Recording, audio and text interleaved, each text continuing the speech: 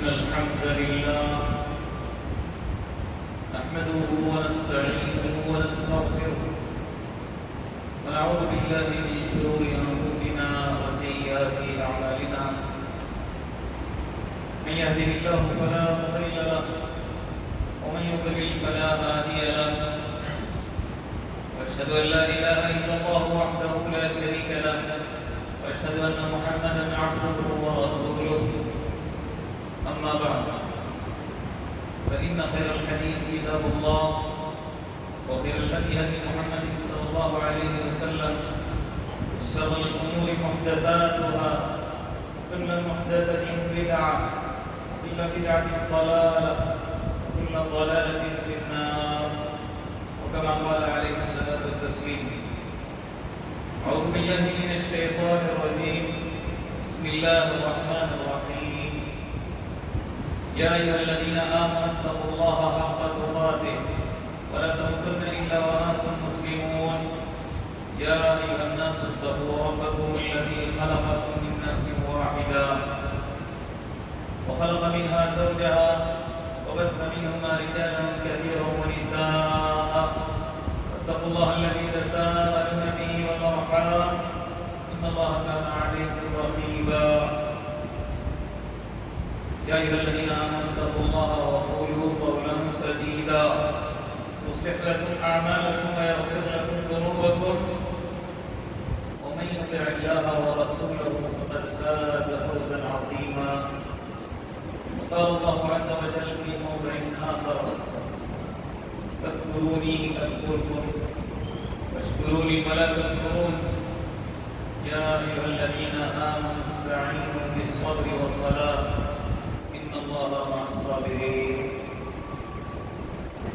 رب اشرح لي صدري ويسر لي أمري واحلل عقدة من لساني يفقهوا قولي رب زدني علما سبحانك لا علم لنا إلا ما علمتنا إنك أنت العليم الحكيم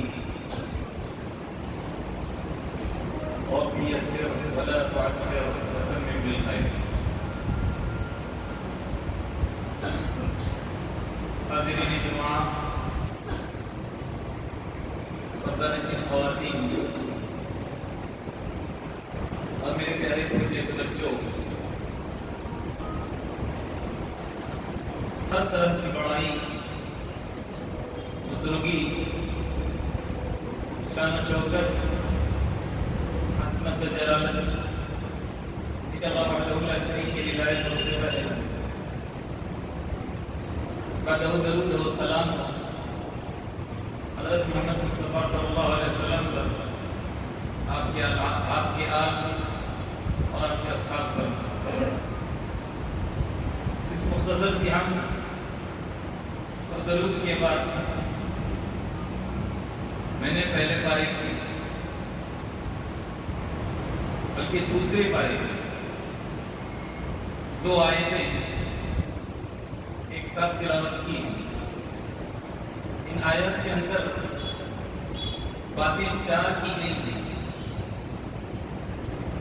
اور دونوں آیتوں کے اندر 4 باتوں میں سے پہلی آیت کا دوسرا ٹکڑا اور دوسری آیت کا بھی دوسرا ٹکڑا، 4 باتوں میں سے 2 باتیں آپ کے سامنے عرض کروں گا۔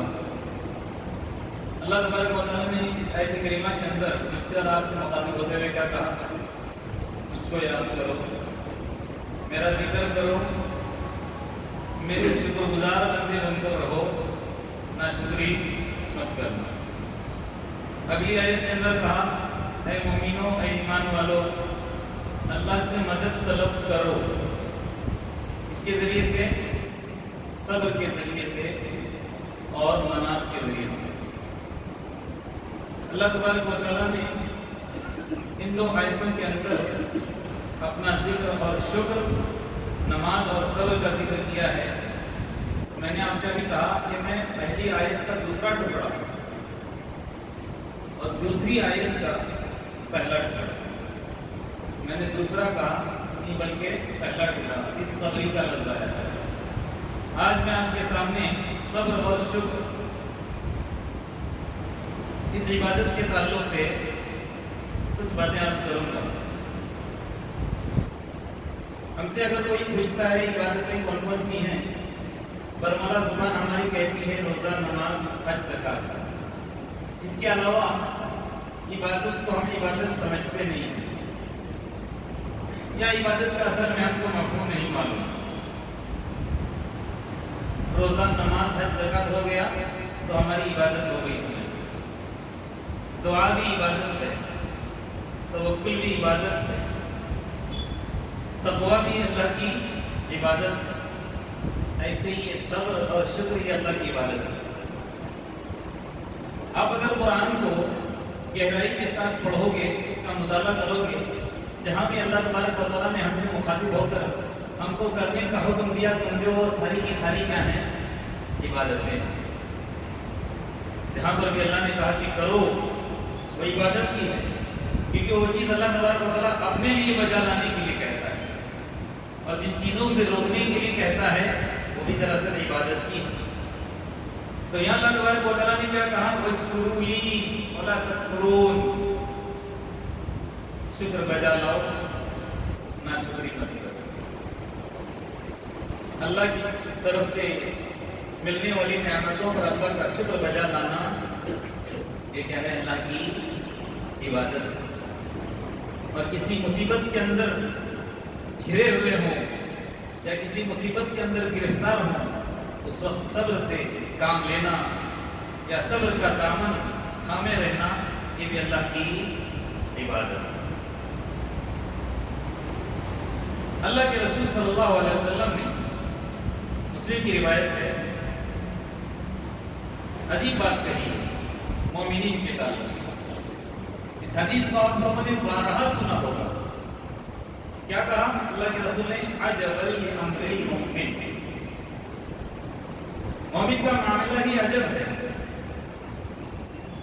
عجبا لامر المؤمن، مومن کا معاملہ عجب ہے۔ کیا عجب ہے؟ ان امرہ کلہ لہ خیر، کوئی بھی کام مومن کرتا ہے اس کے اندر بھلائی بھلائی ہے۔ اب کوئی بھی مومن کام کر لے، اب آپ کہو گے ناشکری والے، نافرمانی والے کام نہ، مومن ہو کر اللہ کی نافرمانی نہیں کر سکتا، مومن ہو کر اللہ کا ناشکرا نہیں ہو سکتا، مومن ہو کر اللہ کو ناراض کرنے کا کام نہیں کر سکتا۔ لہذا جو بھی بھلائیاں اللہ تبارک و تعالیٰ اس کو کرنے کے لیے کہا ہے وہ کرتا ہے، اس کے لیے اس کے اندر خیر ہی خیر ہے۔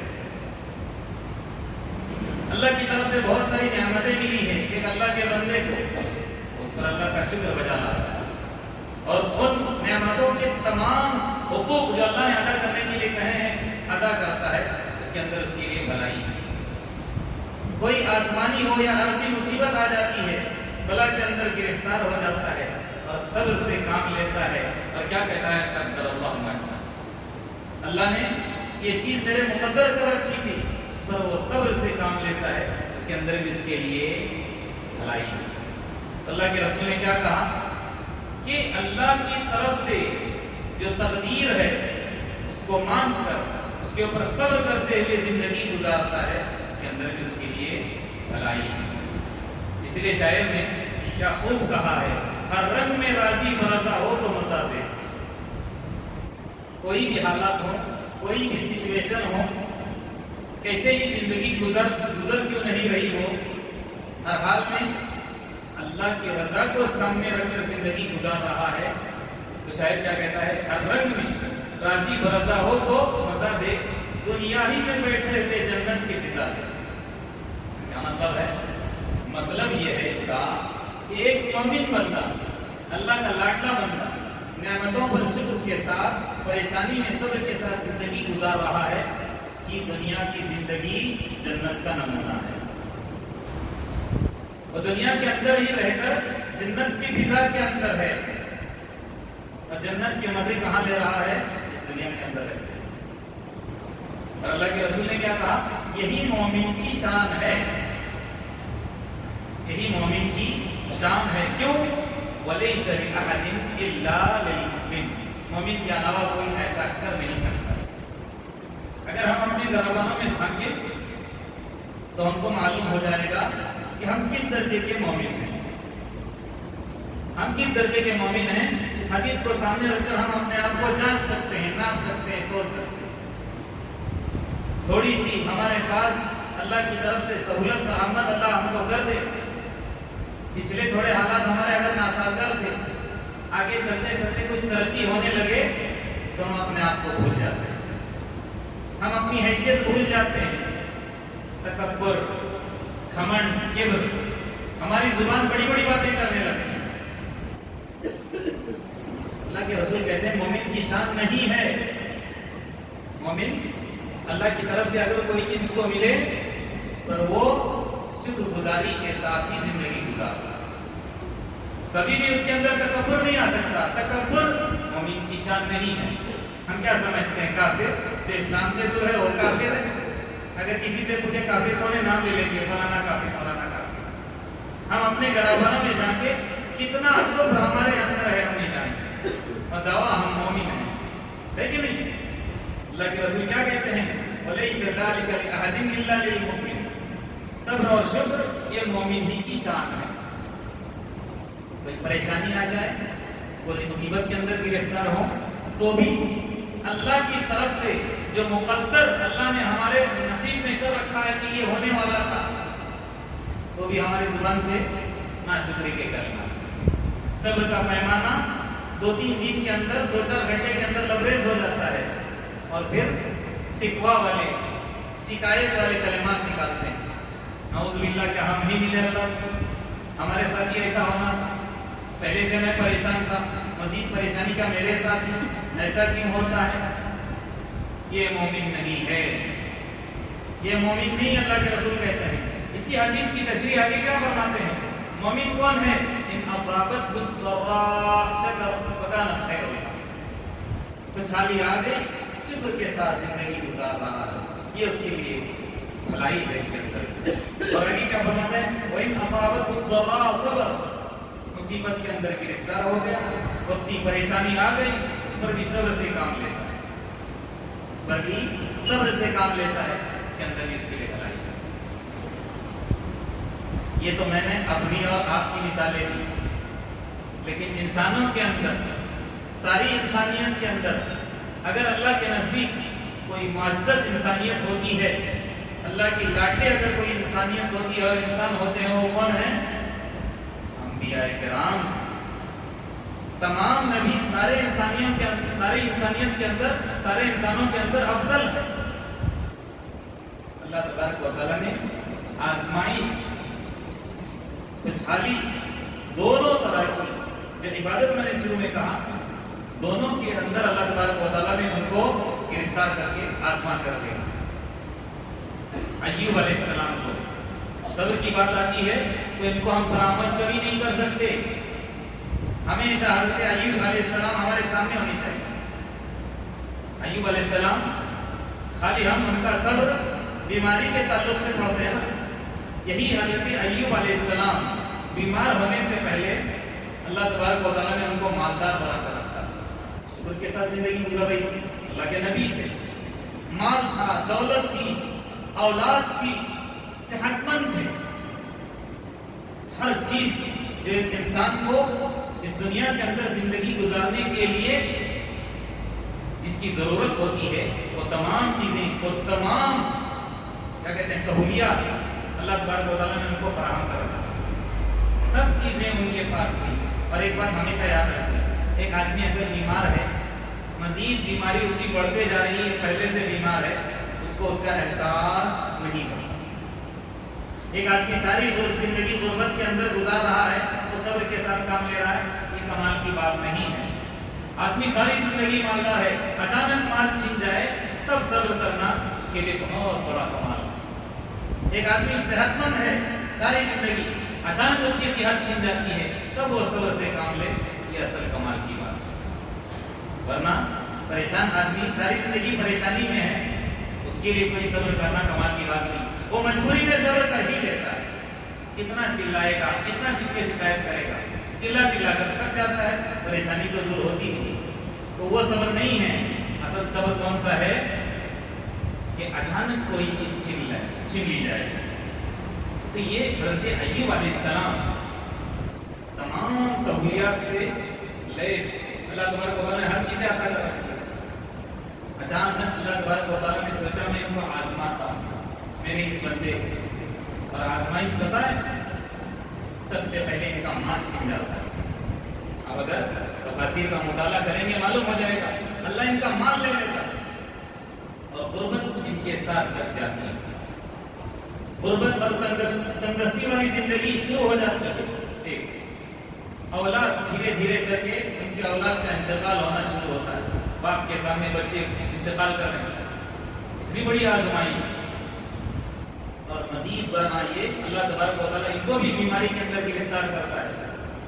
روایتوں کے اندر آتا ہے 18 سال بیمار رہے. 1-2 سال نہیں 18 سال. اور بیماری کیسی پورے بدن کے اندر روایتوں کے اندر آتا ہے زخم. پورا بدن زخم سے چھلنی ہو گیا. 18 سال صبر کر کے زبان ان کی کیا کہتی ہے ذرا دیکھیں. وَأَيُّوبَ إِذْ نَادَىٰ رَبَّهُ أَنِّي مَسَّنِيَ الضُّرُّ وَأَنْتَ أَرْحَمُ الرَّاحِمِينَ. یاد کرو اس وقت جب ایوب علیہ السلام نے اپنے رب کو پکارا کہ مجھے تکلیف لاحق ہوئی ہے اور تو ارحم الراحمین ہے. یہاں پر بھی دعا نہیں کر رہے ہیں.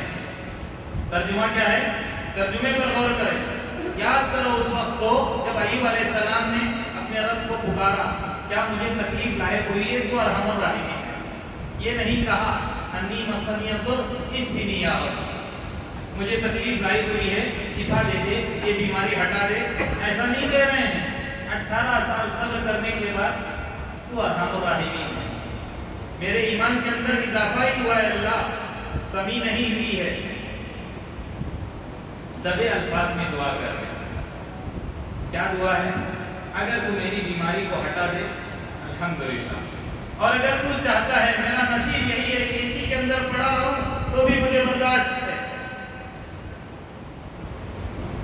دعا کا مطلب کیا ہے؟ علماء نے لکھا ہے دبے الفاظ میں دعا ہے. اگر ہٹا دیتا ہے تکلیف الحمدللہ اور نہیں ہٹا دیتا تب بھی الحمدللہ کیونکہ تیری مشیت ہے. یہ جو چیز میرے ساتھ لگی ہوئی ہے یہ تیرا بنایا ہوا مقدر ہے. یہ تو نے میرے نصیب میں لکھا تھا. اگر ہٹا دے تو بھی الحمدللہ نہ ہٹا دے تو بھی الحمدللہ. اس لیے اللہ تبارک و تعالیٰ نے آسمان سے ان کے لیے سرٹیفکیٹ اتارا. کیا کہا ان کے صبر کے تعلق سے؟ اِنَّا وَجَدْنَاهُ صَابِرًا. ہم نے ایوب علیہ السلام کو بڑا صبر کرنے والا بنایا. اسی لیے سارے لوگ جو مومن ہوتے ہیں ان کی ضرور مثال دیتے ہیں اور دینا چاہیے مومن کو. اللہ تبارک و تعالیٰ گواہی دے رہا ہے میرے سارے بندوں میں اگر کوئی صابر ہے تو وہ کون ہے؟ حضرت ایوب علیہ السلام. ہر وقت کیا ہے؟ صبر سے کام لے رہے ہیں. یہ میں نے کہا میں اور آپ نہیں اپنے لاڈلے بندے نبی ان کو اللہ تبارک و تعالیٰ نے اتنی بڑی آزمائش کے اندر گرفتار کر کے دیکھا. اور جملہ کیا آیا ہے؟ وَلَيْسَ ذَلِكَ إِلَّا وَلَيْسَ ذَلِكَ لِأَحَدٍ إِلَّا لِلْمُؤْمِنِ. اور یہ کس کی شان ہے؟ ایک مومن بندے کی شان. اور انبیاء سب سے بڑے مومن ہیں. ان سے بڑا کوئی مومن ہو سکتا ہے؟ وہ تو آتے ہی ہیں اللہ کے بندوں کو اللہ سے ملانے کے لیے, اللہ کا تعارف, اللہ کی پہچان کرانے کے لیے, اللہ کی توحید کو بیان کرنے کے لیے. تو ان سے بڑا کوئی مومن ہو سکتا ہے؟ تو اللہ نے ان کو آزما کر دیکھا, صبر کی عبادت میں وہ کھڑے ہو کر گئے. یہ ایک نبی کا ذکر ہے. اور آگے میں نے کہا وَاشْكُرُوا لِي وَلَا تَكْفُرُونَ. میرے شکر گزار بن کر زندگی گزارو, ناشکری مت کرو. آپ لوگوں نے حضرت سلیمان علیہ السلام کا نام سنا ہوگا. حضرت سلیمان علیہ السلام اتنی بڑی ملکیت, اتنا بڑا ملک, ایسا اقتدار اور ایسی اللہ تبارک و تعالیٰ نے صلاحیتیں ان کو عطا کر رکھی تھی, ایسے اختیارات اللہ تبارک و تعالیٰ نے ان کو عطا کر رکھے تھے کہ قیامت تک پھر کسی کو ایسا اختیار اور اتنا مال, اتنی بڑی ملکیت, اتنی بڑی بادشاہت نہیں مل سکتی. اب آپ سوال کرو گے ایسا کیوں ہے؟ سوال پیدا ہو سکتا ہے کیونکہ اللہ نے اتنی اتنی بڑی ملکیت اور اتنی بڑی بادشاہ جن کو دی اور قیامت تک نہیں آئے گی؟ وجہ ہے قرآن کا مطالعہ۔ ایک دعا کی ہے حضرت سلیمان علیہ السلام نے، کیا دعا کی ہے؟ ربی حب لی ملکا لا ينبغی لأحد من بعدی، اے اللہ مجھے بادشاہت دے، مجھے بادشاہت دے، ایسی بادشاہت پھر میرے بعد کسی کے لیے مناسب نہ ہو، کوئی اتنی بڑی بادشاہت حاصل نہ کر سکے، اتنے بڑے مالدار کتنے بڑے بادشاہ کیوں نہ ہو، لیکن ایسا اختیار جو ان کو اللہ نے عطا کر رکھا تھا وہ کسی کو نہ ملا ہے اور نہ قیامت تک کسی کو مل سکے گا۔ یہ ان کی دعا ہے۔ مزید اس کی وضاحت کرنے سے پہلے تھوڑا سا ایک واقعہ حدیث کا میں آپ کو بتا دوں۔ اللہ کے رسول صلی اللہ علیہ وسلم سارے رسولوں کے سردار، اللہ نے تو ان کو ایسے ایسے اختیارات دیے تھے کہ میں آپ سوچ نہیں سکتے، ہاں کیونکہ یہ سارے رسولوں کے سردار، اسی لیے شاعر نے بہت خوب کہا ہے، آج خوبا ہما دارن تو تنہا داری، تمام انبیاء ایک طرف آپ ایک طرف، آپ کے اخلاق، آپ کی صلاحیتیں، آپ کی بات ہی نرالی ہے۔ کون؟ اللہ کے رسول صلی اللہ علیہ وسلم ایک مرتبہ نماز پڑھا رہے تھے، صحابہ آپ کے پیچھے نماز پڑھ رہے تھے، اللہ کے رسول صلی اللہ علیہ وسلم تھوڑی دیر آگے بڑھے پھر پیچھے ہٹے، حالت نماز میں۔ نماز کے بعد صحابہ نے سوال کیا، اللہ کے رسول آج کیا ہم نے عجیب حرکت نہیں کیا آپ کی حالت نماز میں، آپ تھوڑے سے حرکت کر رہے تھے۔ کہنے لگے اللہ کے رسول میں نے دیکھا میرے سامنے عفریت جن گزر رہا تھا، اس کو میں نے پکڑ لیا، لیکن فوراً مجھے خیال آیا میرے بھائی سلیمان علیہ السلام کی دعا کا۔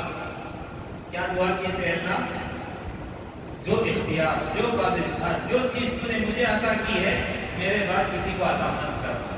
فوراً میرے بھائی کی دعا یاد آ گئی، اس لیے میں نے اس عفریت کو چھوڑ دیا، ورنہ انہوں نے وہ دعا نہ کی ہوتی تو آج میں اس عفریت جن کو مسجد نبوی کے کسی ستون سے باندھ کر بچوں کو بلاتا، چلو اس کے ساتھ سب مل کر کھیلو۔ بس سمجھ میں آئے؟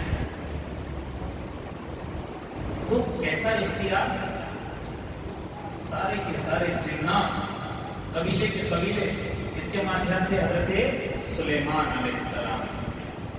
سلیمان علیہ السلام جو کچھ چاہتے تھے وہ کرتے، جو کچھ چاہتے تھے۔ قرآن گواہی دیتا ہے یعملون له ما یشاء من محاریب وتماثیل وجفان کالجواب وقدور الراسیات۔ انشاءاللہ تفسیر جب ہم پڑھ رہے ہیں نا صبح کی تفسیر میں، اس میں اس کی تفصیلی بات آئے گی۔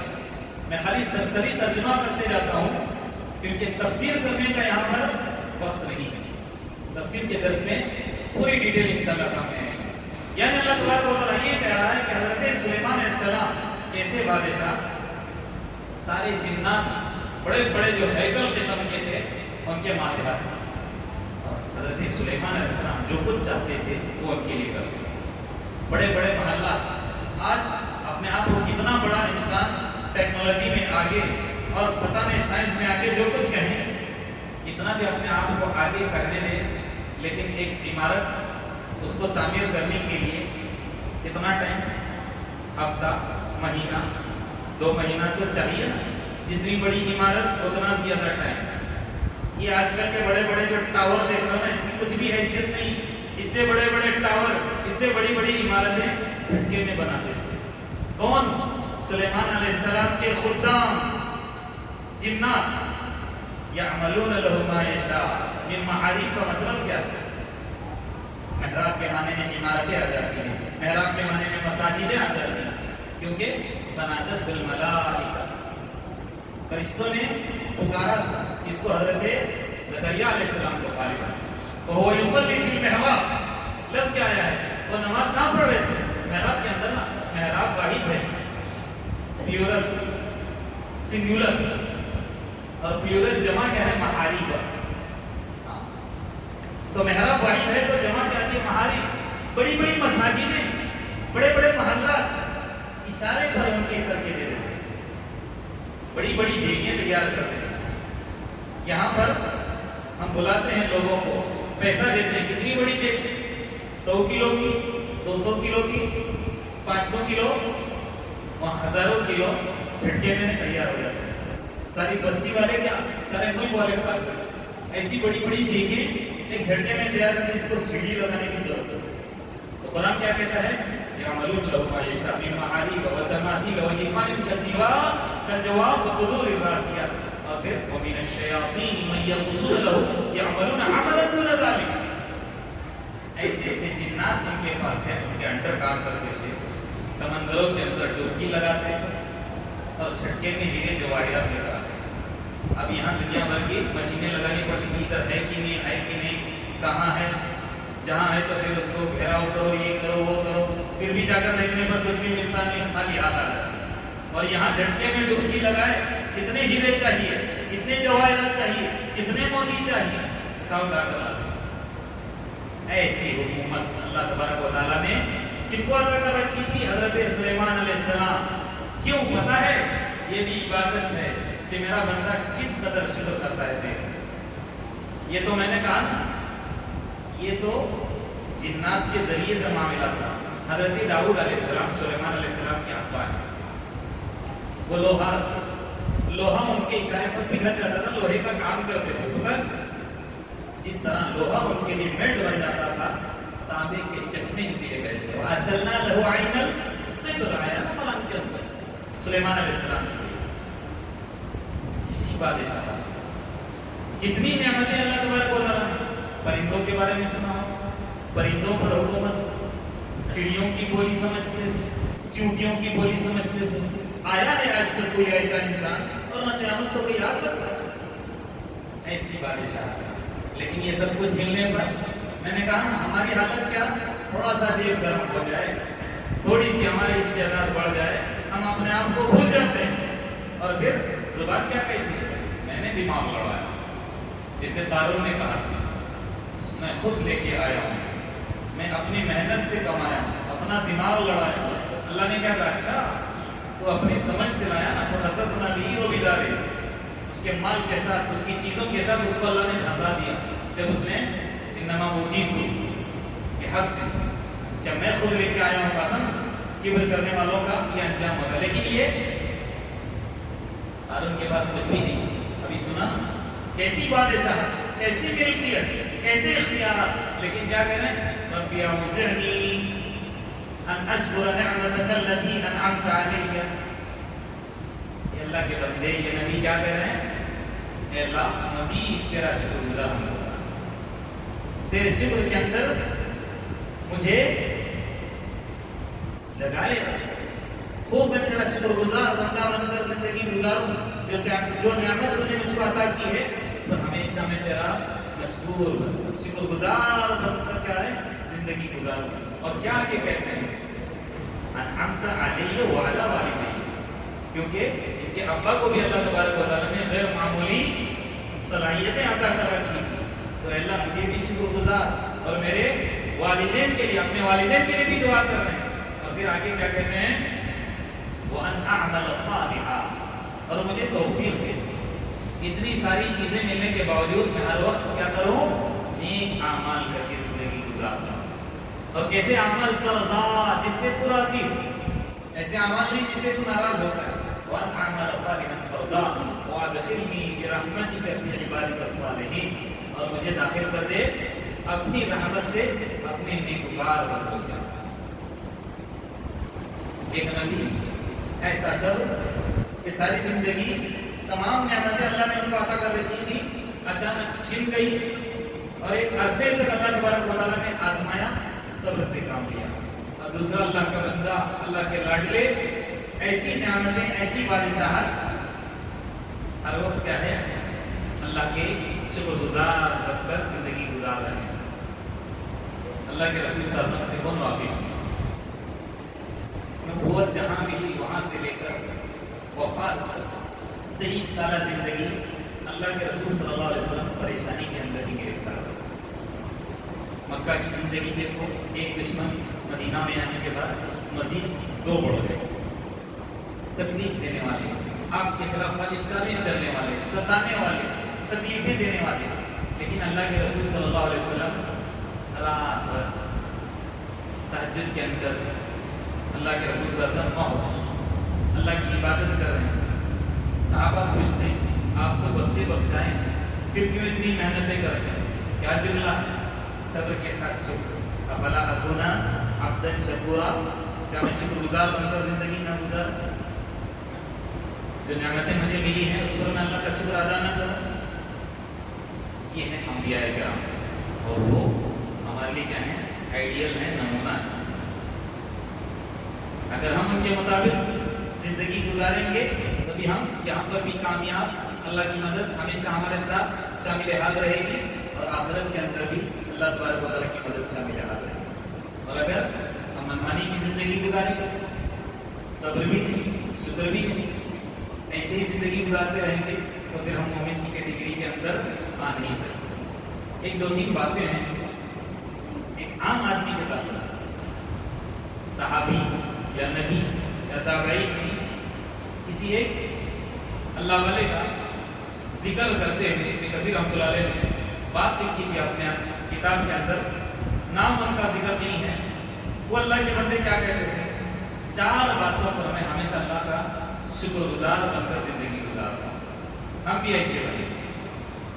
4 باتوں کا ذکر کیا. ایک، مصیبت اگر ان کے اوپر آ جائے تو وہ مصیبت دیکھتے ہیں. مصیبت کا تعلق دنیا سے ہے یا دین سے؟ کوئی مصیبت ان کے اوپر آ جاتی دیکھتے کہ میری دنیا ضائع ہو رہی ہے، دین کے معاملے میں ڈاواڈول نہیں ہو رہا ہوں، میرا دین الحمدللہ سلامت ہے. اس پر وہ کیا کرتے تھے؟ اللہ کا شکر ادا کرتے. آپ کہو گے کہ دین کے معاملے میں کیسے مصیبت؟ حالات ایسے آتے ہیں. اللہ میرے رب کی حفاظت فرمائے کہ آدمی ایمان سے گر جاتا ہے کہ مرتد ہوتا ہے کہ پیسوں کے خاطر بھی ہوتا ہے، جان کو بچانے کے لیے بھی ہوتا ہے، نہ جانے کیسے کیسے حالات آتے ہیں. تو کہتے ہیں یہ مصیبت کا تعلق اگر دنیا سے ہے، دین سے نہیں، پھر بھی میں اللہ کا کیا کرتا تھا؟ شکر ادا کرتا. دوسری، مصیبت اگر ان کے اوپر کوئی آ جاتی، مصیبت چاہے جس شکل میں ہو، وہ یہ سمجھتے تھے، تصور کرتے تھے ہو سکتا ہے اس سے بڑی بھی مصیبت میرے اوپر آ سکتی ہے، یہ چھوٹی ہے کہ الحمدللہ اس مصیبت کی وجہ سے میں زندہ تو ہوں، اللہ مجھے بچائے رکھا ہے. اس سے بڑھ کر بھی مصیبت آ سکتی تھی، اس پر وہ کیا کرتے تھے؟ اللہ کا شکر ادا کرتے تھے. تیسری بات لکھی ہوئی ہے، مصیبت میں اللہ کے فیصلے پر راضی ہو کر میں کیا کرتا ہوں؟ انا للہ و انا الیہ راجعون. مصیبت اگر آ جائے، کوئی پریشانی آ جائے تو ہماری زبان کے اندر کیا کلمہ آنا چاہیے؟ توفیق نہیں ہوتی ہے بہت ساروں کو، کیا کہنا ہے؟ انا للہ و انا الیہ راجعون. اس پر بھی میں یہ کلمہ میری زبان سے نکلتا ہے، اس پر میں اللہ کا شکر ادا کرتا ہوں. اور چوتھی بات ہے، مصیبت میں صبر کا حوصلہ پا کر بھی میں اللہ کا شکر ادا کرتا ہوں. اگر کوئی مصیبت آ جاتی ہے اور مجھے اللہ اس وقت توفیق دیتا ہے صبر کی، اس پر بھی میں اللہ کا شکر ادا کرتا ہوں. تو ہم کو بھی اللہ ہماری حفاظت فرمائے کہ ایسے حالات ہمارے اوپر نہ آئیں جس کو ہم برداشت نہ کر سکیں. کیونکہ قرآن کہتا ہے لا یکلف اللہ نفسا الا وسعها. اللہ تبارک و تعالیٰ کسی کے اوپر اس کی طاقت سے زیادہ بوجھ نہیں ڈالتا.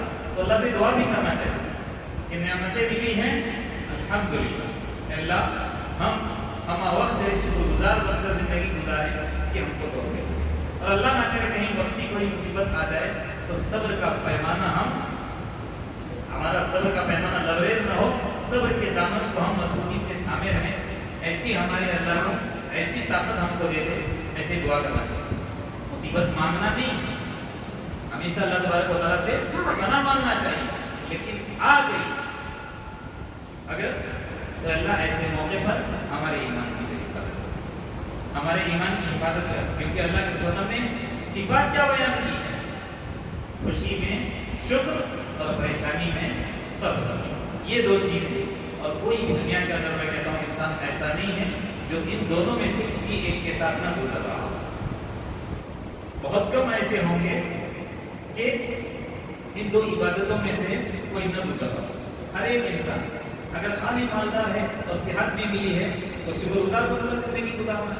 کوئی ایسا ہے کہ مال ہے لیکن بیمار ہے، صحت نہیں ہے، تو اس کو کیا کرنا ہے؟ صبر سے کام لینا. مال صحت دونوں چیزیں ہیں، شکر. اور مال ہے، صحت نہیں ہے، صبر. لیکن بعض وقت ایسے ہوتا ہے غربت کی بھی زندگی ہے اور پھر بیماری بھی ہے، تو وہاں پر سب ہی صبر، اور خالی نعمتیں میں نے کہا نا تو وہاں پر اللہ کا شکر کرنا ہے۔ آخر میں اللہ تبارک و تعالیٰ کی دعا ہے، جتنی باتیں ہم کہتے سناتے ہیں اس کے مطابق اللہ تبارک و تعالیٰ ہم کو عمل کرنے کی توفیق عطا فرمائے۔ اللہ تبارک و تعالیٰ دین کا ہم کو صحیح سمجھ عطا کرے۔ باتیں تو بہت کرتے ہیں، اللہ تبارک و تعالیٰ ہماری زندگی کے اندر وہ باتیں بتا دے، اس کے مطابق عمل کرنے والا بنا دے، ہمارے ایمان کے اندر بڑھوتری تقویت عطا کرے، کفر سے، شرک سے، بدعات سے، شیطان کے شرور سے، حاسدین کی حسد سے اللہ تبارک و تعالیٰ میرے اور آپ کی حفاظت فرمائے۔ ہم میں سے جو پریشان ہیں اللہ تبارک و تعالیٰ ان کی پریشانیوں کو دور کرے، جو مقروضین ہیں، قرض دار ہیں، ان کے قرضوں کی ادائیگی کے اللہ تبارک و تعالیٰ بینک سے شکلیں صورتیں پیدا کرے، جو بیمار ہیں ان کی بیماری کو اللہ تبارک و تعالیٰ ختم کرے، جو بھی بیاہی بچے ہیں ان کے بہترین جوڑ کا انتظام فرمائے۔ آمین۔ وآخر دعوانا ان الحمد للہ رب العالمین۔ بارک اللہ لي ولكم في القرآن العظيم ونفعني وإياكم بما فيه من الآيات والذكر الحكيم۔ أقول قولي هذا أستغفر الله لي ولكم ولسائر المسلمين من كل ذنب فاستغفروه إنه هو الغفور